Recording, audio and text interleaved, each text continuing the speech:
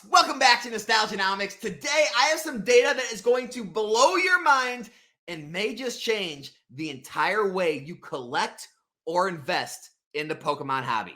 Before I get into that data though, I do have one quick favor to ask. Every time I mention this, it does help the channel out quite a bit. So if you are watching these videos and you're not subscribed to the channel, consider subscribing. It helps me, it helps the channel out quite a bit. As you can see on my back-end analytics, only about 53% of you are actually subscribed to the channel that watch these videos. That leaves about 46% of you that could just go click that subscribe button. So I would appreciate that. Also, always give a big shout out to my beautiful 1.7% female viewership. Apparently, this channel does actually cater to some of the females out there in this hobby. So thanks to all of you for being here, and obviously all you guys as well.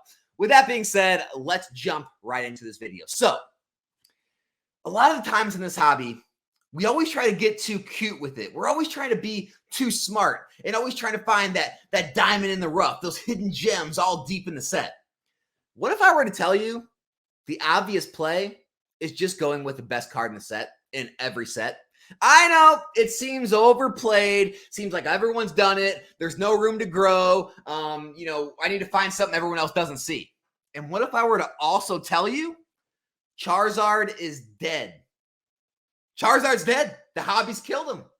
I'll show you what I mean. Let's jump into this. I got some data to go over. So I got XY, Sun and Moon, and Sword and Shield cards here.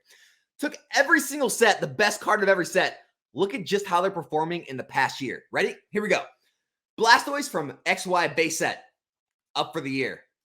Charizard from Flash Fire is actually doing well. It's up for the year. We have Lucario from Furious Fist, straight up. The Silver Dialga from Phantom Forces, obviously straight up. We've got the Primal Kyogre from Primal Clash. It's up. We have the Team Aqua's Kyogre from the Double Crisis set I've talked about. It's straight up. We've got Mega Rayquaza from Roaring Skies up. We also have the Mega Rayquaza from Ancient Origins, straight up. We've got the Mewtwo from Breakthrough up. We've got the Skyla, which is now the most expensive card in Breakpoint. It used to be the Secret Rare Gyarados, but it is straight up. We've got, oh, there it is right there. We've got the Mega Charizard from Generations, which it's up, but just a little. All right, we're going to get to that. We've got the Fates Collide Alakazam, if it ever comes up, which is obviously straight up. We've got the Secret Rare Gardevoir, which is up for the year. It was up early in the year, had a little pullback, and now it's going back up. And last for XY, we have the Charizard Hollow from Evolutions, which sort of even. Little lackluster. We're going to get to that. We're going to get to that. Stick with me. We're going to Sun and Moon now. Sun and Moon, we got the Lily from Sun and Moon base set, straight up like all the waifus are. We've got Sylveon GX from Guardians Rising, up. Now we get to the Charizard from Burning Shadows. Even, not really up. Starting to see a picture of how Charizard is performing next to the other cards. Let's keep going. Mewtwo GX from Shining Legends, straight up. We've got the Lusamine from Crimson Invasion, straight up. We've got the Lily from Ultra Prism, straight up. Here's a weird one from Forbidden Light. The Energy Recycler is actually the most expensive card in a Secret Rare, gold card. It is, again, straight up. We have the Elijah from Celestial Storm, straight up. We have the Ultra Necrozma from Dragon Majesty. This is one of the few. It is not up for the year. So the best hit in Dragon Majesty is not up this year. Lugia GX from Lost Thunder, straight up. We've got the Latios from Team Up, straight up. We've got the Detective Pikachu, which is a promo out of one of the boxes, but it is the most expensive card in the set, straight up. Even Detective Pikachu's moving, people. Stick with me. We're almost done. We got the Gardevoir Sylveon Tag Team. Of course, the Tag Team cards are up. Misty's Favor, that's from Unified Minds. It actually beat out the Tag Team cards. It's straight up. And then we got the Shining Charizard from Hidden Fates. Down. Charizard.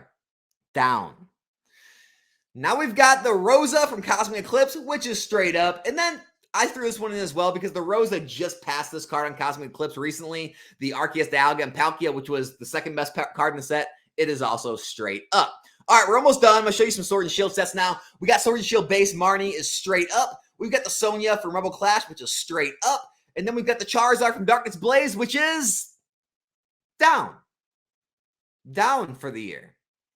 We've got the Charizard from Champion's Path, which is down, even to down. Pikachu from Vivid Voltage is also unfortunately down for the year. One of the few other than Charizard. We got the Charizard from Shiny Fates, which is straight down. Then we got Tyranitar from Battle Styles, which is straight up, just like all the good alt arts are. We've got Chilling Rain, Blaziken, straight up. We've got the Moonbreon, which is still on its upward trajectory, never ends. And then we've got the Charizard from Celebrations, which it actually is moving up a little bit. We've got the Gengar from Fusion Strike, which is straight up. And then we've got the Charizard from Brilliant Stars, which is down for the year. And then the last few sets, these really haven't had time to age. So obviously they're down. That's for ratings. Machamp, even. We've got the Mewtwo from Pokemon Go. It's down. And the Giratina, the Lugia, and the Giratina from Crown Zenith. They're kind of just following the trajectory of most new sets. They come out of the gate hot and they kind of, fall off before they have any more popularity come back. The Giratina is actually holding up in a Lost Origin before this reprint comes. It's probably not going to, though. So those are kind of following the normal way of things. However, if you didn't notice something, one thing is about 99% of every top hit in every set is up. You don't need to get cute with this. This is in the last year. This isn't within the last year, meaning these are plays that have already been played out for a century now. I mean, you've got literally, this is almost a decade old. You literally have this base set Blastoise. It's a decade old almost. It's still moving up, right? You've got the Dialga. This has been the obvious play out of the gate. Everyone knew about this play. It's the most rare card in the set. Everyone went for it. No, it's no secret. It's still straight up. And so the point is, you don't need to get fancy. You don't need to go deep diving and digging through these sets and trying to find these hidden cards like 10, 20, 30 hits in and do all this extra. Look, if you're wanting to play the set, you're wanting to play, singles, go after the best cards. Obviously, the market wants to chase the rarity. The market wants to chase what the most popular cards is. That's where the money's flowing into. Now, going to my next statement, Charizard's dead. Charizard's dead. So, Flashfire is one of the few sets that the Charizard did well, okay? Within the last year, the Charizard and Flashfire actually did well. However, Generations, barely. It's barely up for the year. It's just now coming back. You got XY, which is, I would say, down for the reverse, maybe a little up to even on the hollow, okay? You've got the Rainbow Rare from Burning Shadows, which is even. You've got the Shiny from Hidden Fates, which is down. You've got the VMAX from Darkness Blaze, which is down. You've got the Rainbow Rare from Champion's Path, which is down or even. You've got the VMAX from Shiny Fates, which is straight down. The Celebrations is doing okay because it's got some run up lately, but it was not doing too great. And then lastly, you have the Brilliant Stars, which is down. Now, these are just the top hits in the sets. If you dig into the sets and look at the other Charizards, they're also down. The market's tired of it.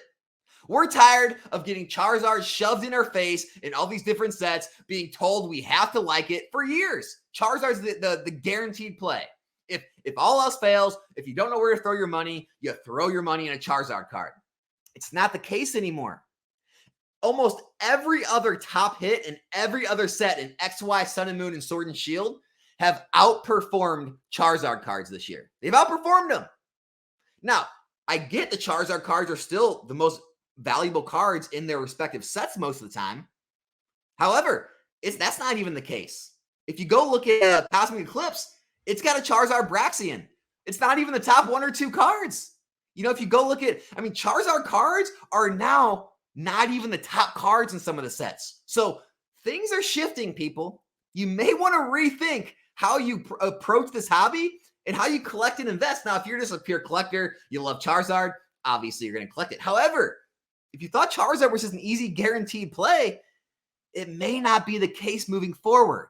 Also, you don't need to go deep diving and try to find all these hidden gems. And it's a great play. You can try to speculate like that. But if all else fails, don't be afraid of buying the most expensive card in the set because you think, oh, it's already ran up too much. Everyone already knows about it. It's the obvious play. There's no room for growth there. No, not at all. The sets going back 9 and 10 years in XY. Sets in later XY. Sets in early Sun and Moon, late Sun and Moon. They're all performing very well. Also, the last thing I wanted to show you is it's not just the fact that everything's moving up, right? So let's go back to XY.